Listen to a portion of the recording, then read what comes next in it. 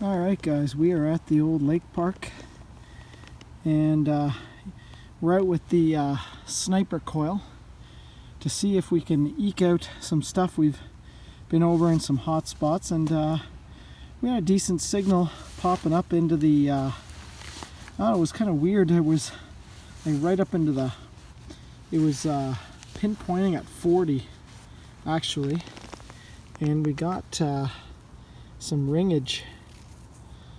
I don't know what this is. It's kind of greenish. I'm seeing some green. Might be, I don't know. Oh, this could be, it may not be gold, but it could be gold filled. Oh, I don't know. Hard to say. It's feeling pretty darn light. It might just be a junker ring. Let's clean it off and see what we got. It does feel like aluminum. Well, it's got some sort of plating. It's weird because that is very shiny, like gold. If it's, but it's very light though. I don't know. This is very strange. There's no markings whatsoever. I don't know if cheap plating could still shine up like that or not, but yeah, pretty wild. Yeah, no markings, and it's pretty rough on the exterior, pretty rough on the outside, but kind of a neat find. Yeah, there seems to be this is also the area where I had that 3-ring spill a while back that had the one silver heart ring in it. So yeah, this would have been a spot where people would have left their rings to go swimming way back in the day. Alright guys, we're back out to the lake park, and thought I'd give it a try with the stock coil. We had a ton of rain yesterday, so hoping maybe we can pick up some stuff from that soil being, but we had a decent signal down here, and this is an area we've been over before. But thought I'd just start going along here, and picked up a very crusty weedy in some fill, some soils that were dug up and then in the park during the reno, and then spread out around here, and we got ourselves an old weedy. Looks like a 1911. Might have to confirm at home, but that's sort of what I can get off of it, is a 1911. Awesome stuff. Let's see if we can get some other stuff. Well, there was an interesting 1415, but it was registering 4 bars deep, which is deeper than stuff that would be like pull tabs here. But I just flipped it over, and it was, I'd already picked it off and cleaned some of the dirt off, but I put it right back to where it was sitting when I flipped over the plug. And we got a shotgun shell, but this sucker is old. That's a DC Co. That's the old thing for Dominion cartridge, and that's like early 1900s. So that's pretty cool. DC Co crown, yeah, awesome. I love the old head stamps. Kind of funny in the park here, but I mean, this spot I've dug. I don't know. Over the years, I've probably dug 4 or 5 out of just this one spot. So I don't know what it is about here, but I don't know. Maybe they did ceremonial firing from this high point overlooking the lake. I don't know. Very cool. All right, we're just about out of here. Come over to another spot. We only gridded it once, but I like to kind of wander over those areas again, and especially after all this rain we've had.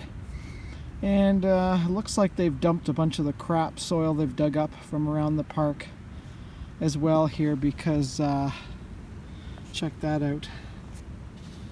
We got ourselves some large copperage. Oh, nice. Hopefully it's not too roasted. I'm tired of getting roasty large scents. Seem to get too many. That would be nice to get something that's maybe even older, like an eddy. I don't know. I don't see the concentric rings on that side, so we might be looking at a KG5, which tends to be more prone to roasting. Let's clean it up and just see what, hopefully we can get something off it. Well, that's a real bummer. I don't think we're getting a date off of this one, but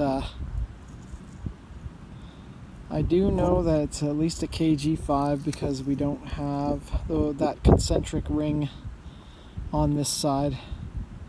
And I can maybe slightly make out George on that side. I'm going to do what I did to those other roasty ones and soak it in some peroxide. And